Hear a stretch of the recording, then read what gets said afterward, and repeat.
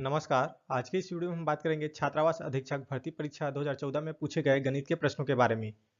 एक कार का पहिया जिसकी त्रिज्या 1 फुट है 7 चक्कर में कितनी दूरी तय करता है। मान लीजिए ये कोई कार का पहिया है जो कि एक वृत्त भी है और वृत्त की परिधि होता है 2 पाई आर, मतलब कार का पहिया एक चक्कर में 2 पाई आर दूरी तय करता है। तो 7 चक्कर में ये 2 पाई आर का 7 गुना दूरी तय करेगा। इसलिए इस 2 पाई आर में 7 का गुना कर देंगे तो ये हो जाएगा 7 गुना 2 गुना पाई की जगह रख देंगे 22/7 और त्रिज्या है एक, यहाँ पर लिखा है त्रिज्या 1 फुट। ये सात कट गया और ये 22 दूनी 44। इस तरह से कार का पहिया 7 चक्कर में 44 फीट की दूरी तय करता है, इसलिए इसका सही उत्तर है ऑप्शन बी 44 फीट। उपरोक्त खींचा गया चित्र क्या है। ऑप्शन है समांतर चतुर्भुज, समलंब चतुर्भुज, चतुर्भुज या आयत। तो दिए गए चित्र में ए बी और सी डी समांतर है, लेकिन ए डी और बी सी समांतर नहीं है, इसलिए यह उपरोक्त खींचा गया चित्र समलंब चतुर्भुज है। किसी पार्टी में लड़कों एवं लड़कियों का अनुपात क्रमशः 5:3 है। यदि पार्टी से 10 लड़के चले जाते हैं तो लड़के तथा लड़कियों का अनुपात 1:1 रह जाता है। पार्टी में कुल कितने व्यक्ति थे। तो मान लेते हैं पार्टी में लड़कों की संख्या है 5x और लड़कियों की संख्या है 3x। उसके बाद बोला है प्रश्न में, यदि पार्टी से 10 लड़के चले जाते हैं तो लड़के तथा लड़कियों का अनुपात 1:1 रह जाता है। तो ये 5x में 10 लड़के चले गए बटे 3x बराबर 1:1 रह जाता है। तो ये 3x इस साइड गुना हो जाएगा और ये 1 इससे, तो ये हो जाएगा 5x ऋण 10 बराबर 3x। ये 3x इस साइड चला जाएगा, ऋण 3x हो जाएगा और ऋण 10 इस साइड चला जाएगा तो धन 10 हो जाएगा। इस तरह से ये हो जाएगा 5x ऋण 3x बराबर 10। 5x में 3x से घटाएंगे तो बचेगा 2x, 2x बराबर 10। जब 2x बराबर 10 है तो 2 पंचे 10, मतलब x बराबर 5 हो जाएगा। और पूछा है पार्टी में कुल कितने व्यक्ति थे। तो पार्टी में 5x से लड़के और 3x से लड़कियां थी, तो x की जगह 5 रहेंगे तो ये हो जाएगा 5 x, x की जगह 5 रखेंगे तो 5 पंचे 25 लड़कों की संख्या है, और 3x में x की जगह 5 रखेंगे तो जाएगा 3x, मतलब 3 गुणित 5, 5 तिया 15, मतलब पार्टी में कुल 15 लड़कियां थे। अब पूछा है पार्टी में कुल कितने व्यक्ति थे, तो 25 और 15 को जोड़ देंगे तो हो जाएगा 40। इस तरह से पार्टी में कुल 40 व्यक्ति थे, जो कि ऑप्शन बी में दिया गया है। अगला प्रश्न है, किसी मेस में 40 विद्यार्थी हैं। यदि विद्यार्थियों की संख्या में 10 की वृद्धि होती है, कुल मासिक व्यय में 2000 रुपये की वृद्धि होती है तथा प्रति विद्यार्थी का मासिक औसत व्यय 200 रुपये कम हो जाता है, तो पहले मेस में कुल कितना मासिक व्यय होता था। तो मेस में पहले 40 विद्यार्थी रहते थे। मान लेते हैं एक विद्यार्थी का खर्चा है 100 रुपये, तो 40 विद्यार्थी का खर्चा हो जाएगा मासिक 40x। उसके बाद बोला है यदि विद्यार्थियों की संख्या में 10 की वृद्धि होती है, तो पहले 40 था, 10 का वृद्धि करेंगे तो ये 50 हो गया है। उसके बाद बोला है मासिक औसत व्यय में 200 रुपये कम हो जाता है। तो पहले 100 रुपये खर्च होता था एक विद्यार्थी के पीछे, अब ये होता है 1 200 रुपये खर्च। तो 50 विद्यार्थी का खर्च हो जाएगा एक महीने का 50 गुना 1 उसके बाद यहाँ प्रश्न में लिखा है, यदि विद्यार्थियों की संख्या में 10 की वृद्धि होती है, कुल मासिक व्यय में 2000 रुपये की वृद्धि होती है। मतलब 50 लोगों का जो खर्च है 50 गुना 1 ये पहले जो 40x से खर्च होता है उसमें सिर्फ 2000 का वृद्धि होता है। तो ये 40x से धन 2000 और 50 गुना 1 दोनों बराबर हो जाएगा। इस तरह से हो जाएगा 50 गुना 1 बराबर 40x से धन 2000 रुपया। तो ये इस तरह से और लिख सकते हैं इसे 50x से ऋण, ये 50 गुनी 200 10,000 रुपये बराबर 40x से धन 2000 रुपये। ये 40x इस साइड चला जाएगा तो ऋण हो जाएगा और ऋण 10,000 इस चला जाएगा तो धन 10,000 हो जाएगा। इस तरह से इसे लिख सकते हैं 50x से ऋण 40x बराबर 2000 धन 10,000। तो 50x में 40x से घटाएंगे तो ये बचेगा 10x और 2000 धन 10,000 को जोड़ेंगे तो हो जाएगा 12,000। इस तरह से 10x बराबर 12,000, एक शून्य कट गया तो 1 से बराबर हो जाएगा 1200 रुपया। अब प्रश्न में पूछा है तो पहले मेस में कुल कितना मासिक व्यय होता था। तो पहले मेस में कितना मासिक व्यय होता था 40x, और x का वैल्यू निकालें यहाँ पास 1200, तो ये हो जाएगा 40x और x की जगह 1200 रखेंगे तो हो जाएगा 12 चौक 48, मतलब 40x बराबर 48,000 रुपये, जो कि ऑप्शन ए में दिया गया है। 5 मीटर लंबे, 4 मीटर चौड़े एवं 3 मीटर ऊंचे कमरे की दीवारों की पुताई का खर्च 5 रुपये प्रति वर्ग मीटर के हिसाब से कितना होगा। मान लेते हैं ये कोई कमरा है जिसकी लंबाई है 5 मीटर, चौड़ाई है 4 मीटर और ऊंचाई है 3 मीटर। तो इस कमरे के चारों दीवारों को क्षेत्रफल का फार्मूला होता है 2 गुना लंबाई धन चौड़ाई गुना ऊंचाई। लंबाई है 5 मीटर, चौड़ाई है 4 मीटर और ऊंचाई है 3 मीटर। मान रख देंगे तो ये हो जाएगा 2 गुना लंबाई की जगह 5 रख देंगे, चौड़ाई की जगह 4 और ऊंचाई की जगह 3, तो हो जाएगा 5 4 9, 9 3 27 और 27 दूनी 54। इस तरह से कमरे के चारों दीवारों का क्षेत्रफल हो जाएगा 54 वर्ग मीटर। अब प्रश्न में दिया है दीवारें की पुताई का खर्च 5 रुपये प्रति वर्ग मीटर है। तो 54 वर्ग मीटर है, तो इसमें 5 का गुना कर देंगे तो ये हो जाएगा दीवारों की पुताई का खर्च 54 गुना 5, 54 गुना 5 करेंगे तो ये हो जाएगा 270 रुपये। इस तरह से इसका सही उत्तर है ऑप्शन सी, 270 रुपये। एक व्यक्ति दो बैंकों ए तथा बी से क्रमशः 5% तथा 7% साधारण ब्याज की दर से 9,000 रुपये ऋण प्राप्त करता है। यदि 2 वर्षों में उसे पूरी राशि पर 954 रुपये ब्याज चुकाना पड़ता है तो प्रत्येक बैंक से प्राप्त किया गया ऋण होगा। साधारण ब्याज बराबर होता है मूलधन गुणित दर गुणित समय बटा 100। मान लेते हैं व्यक्ति द्वारा ए बैंक से लिया गया ऋण है 100, तो बी बैंक से लिया गया ऋण हो जाएगा 9,000 ऋण 100, और इस 9,000 रुपये पर उसे 954 रुपये ब्याज चुकाना पड़ता है। तो यहाँ मार्क देंगे तो यह हो जाएगा ए बैंक से लिया गया ऋण है 100 रुपये, ब्याज है 5% और समय है 200/100, धन बी बैंक से लिया गया ऋण है 9,000 ऋण 100, समय है 2 वर्ष और ब्याज दर है 7%/100, और उसे साधारण ब्याज उसको चुकाना है वो 954 रुपये जो कि प्रश्न में दिया गया है। तो हो जाएगा 5 दूनी 10x/100, धन 9,000 ऋण 100, ये हो जाएगा 7 दूनी 14/100, ये 100 इस साइड चले जाएगा तो इसे इस तरह से और लिख सकते हैं 10x धन 9,000, ये 7 दूनी 14 ऋण 7 दूनी 14x बराबर 954 गुना 100। 10x ऋण 14x हो जाएगा ऋण 4x, और 9,000 गुणित 14 करेंगे तो हो जाएगा 1,26,000 बराबर 954 गुणित 100 करेंगे तो हो जाएगा 95,400 रुपये। ऋण 4x इस साइड चल जाएगा तो धन 4x हो जाएगा, और 95,400 इस साइड चल जाएगा तो ये ऋण 95,400 रुपये हो जाएगा। इस तरह से इसे लिख सकते हैं हम 4x बराबर 1,26,000 ऋण 95,400 रुपये। इसे इस तरह से और लिख सकते हैं 1 से बराबर 1,26,000 में 95,400 रुपये घटाएंगे तो ये 30,600, और ये 4 इस साइड चल जाएगा बटे में 30,600 में 4 का भाग देंगे तो ये होगा 7,650 रुपये के बराबर। इस तरह से ए बैंक से लिया गया ऋण है 7,650 रुपये और बी बैंक से लिया गया ऋण है 9,000 ऋण 7,650, तो 9,000 में 7,650 घटाएंगे तो 1,350 रुपये। इस तरह से इसका सही आंसर है वो है ऑप्शन ए से प्राप्त ऋण 7,650 रुपये और बी से प्राप्त ऋण 1,350 रुपये। यदि किसी घन का प्रत्येक भुजा में 50% वृद्धि हो तो उसके सतह के क्षेत्रफल में वृद्धि होगी। घन का क्षेत्रफल होता है 6 भुजा का वर्ग, मतलब घन का क्षेत्रफल होता है 6 ए का वर्ग। मान लेते हैं जो पहले भुजा था वो ए था, उसके बाद प्रश्न में दिया है यदि किसी घन का प्रत्येक भुजा में 50% वृद्धि हो। मान लेते हैं पहले भुजा ए था तो उसमें 50% वृद्धि करेंगे तो ये 150% हो जाएगा। तो 150% को हम लिख सकते हैं 3/2 के रूप में। तो नए घन का क्षेत्रफल हो जाएगा ये 6 गुना 3a/2 का वर्ग। इसे इस तरह से लिख सकते हैं हम 27a का वर्ग बटे 2। पहले घन का क्षेत्रफल था 6a का वर्ग और नए घन का क्षेत्रफल है 27a का वर्ग बटे 2, मतलब क्षेत्रफल में वृद्धि है 27a का वर्ग बटे 2 ऋण 6a का वर्ग। तो ये हो जाएगा 6 दूनी 12a का वर्ग, मतलब 27a का वर्ग ऋण 12a का वर्ग बटे 2। 27 में 12 घटाएंगे तो ये हो जाएगा 15a का वर्ग बटे 2। अब ये क्षेत्रफल में वृद्धि परसेंटेज में दिया है तो इसे परसेंटेज में निकालेंगे तो ये हो जाएगा क्षेत्रफल में वृद्धि 15a का वर्ग बटे 2 गुना पहले क्षेत्रफल था 6a का वर्ग गुना 100। ये ए स्क्वायर कट गया, इन सबको हल करेंगे तो ये हो जाएगा 125%। इस तरह से सतह के क्षेत्रफल में वृद्धि होगी 125%, जो कि ऑप्शन बी में दिया गया है। एक घनाकार बर्तन की साइड की लंबाई 4 मीटर है तो उसमें अधिकाधिक कितनी लंबाई का रॉड रखा जा सकता है। मान लेते हैं ये कोई घनाकार बर्तन है और प्रश्न में पूछा है उसमें अधिकाधिक कितनी लंबाई का रॉड रखा जा सकता है। तो अधिकाधिक हम इसके विकर्ण के बराबर ही रॉड रख सकते हैं, और घन का विकर्ण होता है भुजा गुणित वर्गमूल 3, और भुजा दिया है घनाकार बर्तन की साइड मतलब लंबाई 4 मीटर, तो यहाँ भुजा की जगह रख देंगे 4, तो यह हो जाएगा 4 वर्गमूल 3 मीटर, जो कि ऑप्शन सी में दिया गया है 4 वर्गमूल 3 मीटर। अगला प्रश्न है यदि निम्नलिखित चित्र में AB बराबर AC तथा कोण ABC बराबर 50 डिग्री एवं AM BC पर लंब हो तो कोण MAB है।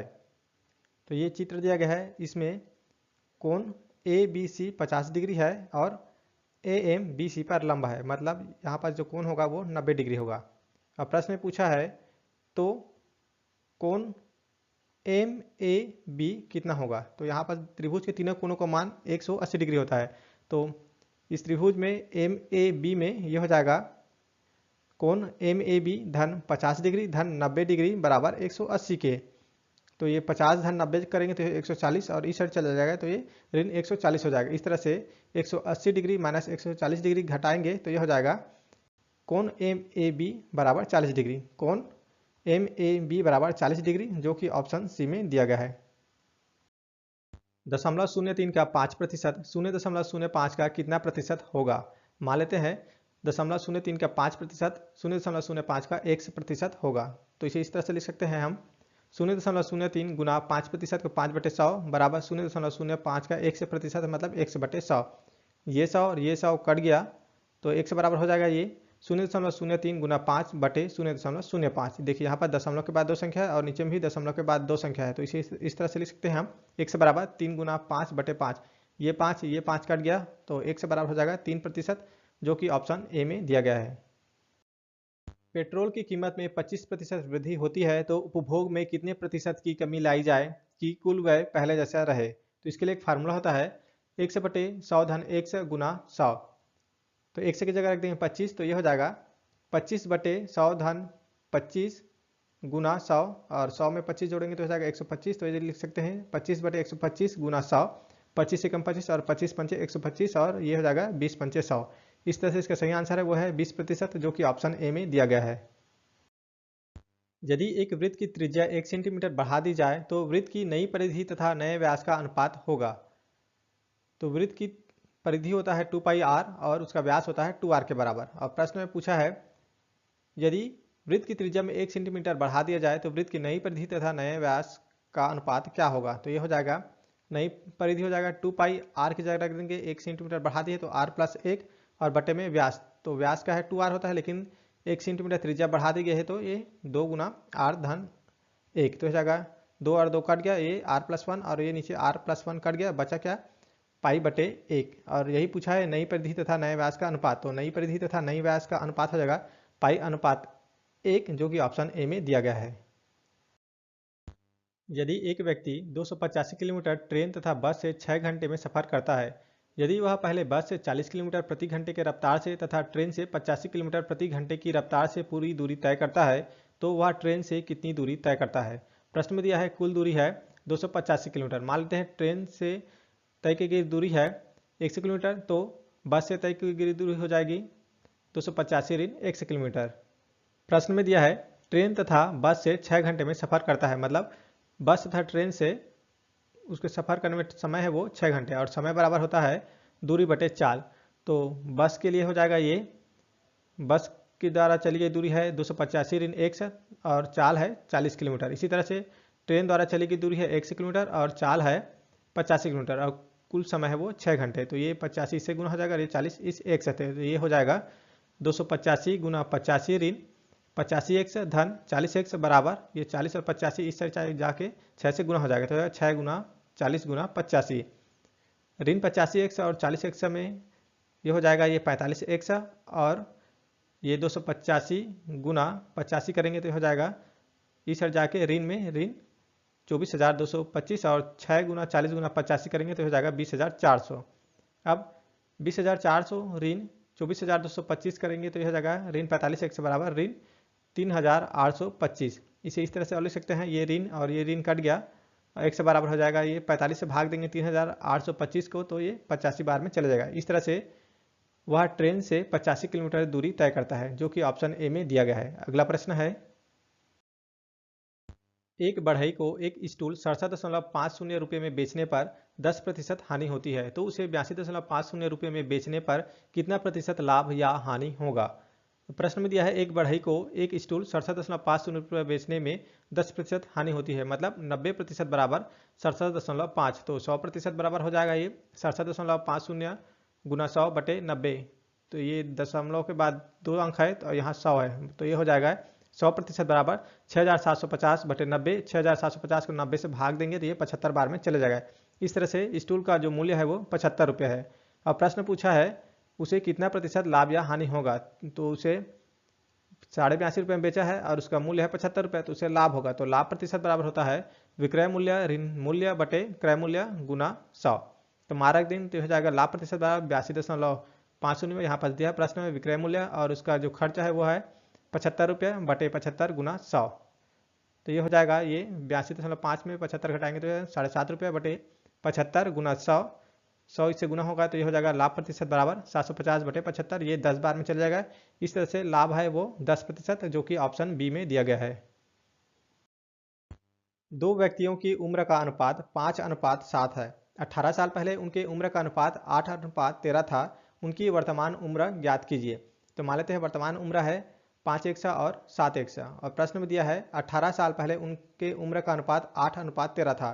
तो ये जाएगा 18 साल पहले 5 ऋण 18 बटे 7 ऋण 18 बराबर 8/13। ये 13 इससे गुना हो जाएगा और ये 7 ऋण 18 ये इस 8 से, तो ये हो जाएगा 13 गुना 5 ऋण 18 बराबर 8 गुना 7 ऋण 18। ये 13 पंचे 65 और 13 गुना 18 करेंगे तो 234। इसी तरह से 7 8 56 और 8 गुना 18 करेंगे तो ये 144। 56 इस साइड चल जाएगा तो ये ऋण 56 हो जाएगा और ऋण 234 इस साइड चल जाएगा तो ये धन 234 हो जाएगा। इस तरह से हो जाएगा 65 से ऋण 56 बराबर 234 ऋण 144। 65 में 56 घटाएंगे तो ये हो जाएगा 9 और इसी तरह से 234 में 144 घटाएंगे तो ये हो जाएगा 90। तो इसे 1 बराबर हो जाएगा 90/9, तो ये हो जाएगा 10 बार में चल जाएगा तो 1 बराबर 10। प्रश्न पूछा है उनकी वर्तमान उम्र ज्ञात कीजिए। तो वर्तमान उम्र है 5 और 7 एक्स की जगह 10 रख देंगे तो ये हो जाएगा 10 पंचे 50 और ये 10 सत्ते 70। इस तरह से इसका सही आंसर है वह ऑप्शन डी 50 और 70। एक सरल रेखा एक वक्र को काटती है। ऑप्शन है किसी बिंदु पर नहीं, एक बिंदु पर, एक से अधिक बिंदु पर या उपरोक्त में कोई भी। तो एक सरल रेखा वक्र को काटती है, ऑप्शन डी उपरोक्त में कोई भी। यदि किसी घनाभ की लंबाई एवं चौड़ाई में 20% की वृद्धि की जाती है तथा ऊंचाई में 15% की कमी की जाती है तो उसके आयतन में कितने प्रतिशत परिवर्तन होगा। घनाभ का आयतन होता है लंबाई गुणित चौड़ाई गुणित ऊंचाई। मान लेते हैं पहले घनाभ की लंबाई थी 100, चौड़ाई भी 100 और ऊंचाई है भी 100, तो ये हो जाएगा घनाभ का आयतन 100 गुना 100 गुना 100, इन तीनों को गुना करेंगे तो हो जाएगा 10 लाख। उसके बाद प्रश्न में बोला है यदि किसी घनाभ की लंबाई एवं चौड़ाई में 20% की वृद्धि की जाती है तथा ऊंचाई में 15% की कमी की जाती है तो नए घनाभ का आयतन हो जाएगा ये 120 गुना 120 गुना 85, इन तीनों को गुना करेंगे तो ये हो जाएगा नए घनाभ का आयतन 12,24,000 रुपये। तो आयतन में परिवर्तन हुआ वो कितना 12,24,000 ऋण 10 लाख, इन दोनों को घटाएंगे तो हो जाएगा आयतन में परिवर्तन 2,24,000 रुपये। अब प्रश्न में पूछा है उसके आयतन में प्रतिशत में परिवर्तन कितना होगा। तो ये प्रतिशत में करेंगे तो होगा 2,24,000 बटे 10 लाख गुना 100, ये 3 शून्य ये 3 शून्य कट गया, ये 2 शून्य और ये 2 शून्य कट गया, यहाँ नीचे में 10 बचा तो ये हो जाएगा प्रतिशत में परिवर्तन 22.4%, जो कि ए बी सी तीनों ऑप्शन में नहीं दिया गया है। इस तरह का सही आंसर है वो है ऑप्शन डी उपरोक्त में कोई नहीं। 3 पहिए 1 मिनट में 20, 30, 40 चक्कर लगाते हैं। यदि वे किसी एक विशेष स्थान से चक्कर प्रारंभ करें तो कितनी देर में वे पुनः उसी स्थान में आ जाएंगे। तो प्रश्न में दिया है 3 पहिए 1 मिनट में 20, 30, 40 चक्कर लगाते हैं। तो एक चक्कर के लिए समय निकालेंगे तो ये हो जाएगा पहले पहिए के लिए 1 मिनट में 60 सेकंड होते हैं और पहला पहिया जो है 1 मिनट में 20 चक्कर लगाते हैं, तो एक चक्कर जो है वो 3 सेकंड में लगाएगा। इसी तरह से दूसरा पहिया जो है वो 1 मिनट में 30 चक्कर लगाता है तो एक चक्कर जो है वो 2 सेकंड में लगाएगा, और तीसरा पहिया जो है वो 1 मिनट में 40 चक्कर लगाता है तो एक चक्कर जो है वो 3/2 सेकंड में चक्कर लगाएगा। इस तरह के प्रश्न को हल करने के लिए हम 3, 2 और ये 3/2 है उसका लघुत्तम समापवर्तन निकालेंगे। तो 3, 2 और 3/2 का लघुत्तम समापवर्तन होगा 6। इस तरह से 6 सेकंड में वो पुनः उसी स्थान में आ जाएंगे। इसका सही आंसर है ऑप्शन सी 6 सेकंड। अगला प्रश्न है 2 अंकों का योग 144 है तथा उनका लघुत्तम समापवर्त 420 है तो छोटा अंक होगा। प्रश्न में दिया है 2 अंकों का योग 144 तथा उनका लघुत्तम समापवर्त 420 है। 144 को हम लिख सकते हैं 12 गुना 12 के रूप में, इसी तरह से हम 420 को लिख सकते हैं हम 12 गुना 35 के रूप में। देखिए ये 12 जो है 144 तथा 420 का लघुत्तम समापवर्त है। अब इस वाले 12 को ऐसे तोड़ेंगे कि जोड़ने पर 12 आना चाहिए और इस वाले 35 को ऐसे तोड़ेंगे कि गुना करने पर 35 होना चाहिए। तो हम इसे 12 गुणित 12 को लिख सकते हैं हम 12 गुना 5 धन 7, 5 और 7 को जोड़ेंगे तो ये 12 होगा। इसी तरह से इस 12 गुना 35 को हम लिख सकते हैं 12 गुना 5 गुणित 7, ये हो जाएगा 5 सत्ते 35। इस तरह से जो संख्या है दो संख्या वो है 12 गुणित 5 और 12 गुणित 7, मतलब ये हो जाएगा 12 पंचे 60 और 12 सत्ते 84। अब प्रश्न में पूछा है तो छोटा अंक कौन सा है। तो देखिए 2 अंक है, एक 60 है एक 84 है, तो छोटा है वो 60। इस तरह से सही आंसर है वो ऑप्शन ए 60। निम्नलिखित समांतर चतुर्भुज ए बी सी डी यदि एक्स त्रिभुज ए एम बी का क्षेत्रफल है और y समांतर चतुर्भुज ए बी सी डी का क्षेत्रफल है, तो इस त्रिभुज ए एम बी और समांतर चतुर्भुज ए बी सी डी का क्षेत्रफल का अनुपात क्या होगा, ये प्रश्न पूछा है। तो त्रिभुज का क्षेत्रफल होता है 1/2 आधार गुणित ऊंचाई, इसी तरह से समांतर चतुर्भुज का क्षेत्रफल होता है आधार गुना ऊंचाई। अब देखिए यहाँ पास जो त्रिभुज है ए एम बी उसका आधार है ए बी, और समांतर चतुर्भुज ए बी सी डी में वो भी आधार है इसका ए बी। ऊंचाई है इसका यहाँ पास देखिए ये समांतर चतुर्भुज की ऊंचाई है और त्रिभुज की ऊंचाई ये है, मतलब दोनों की ऊंचाई भी समान है और आधार भी समान है। और प्रश्न पूछा है त्रिभुज का क्षेत्रफल और समांतर चतुर्भुज का क्षेत्रफल का अनुपात क्या होगा।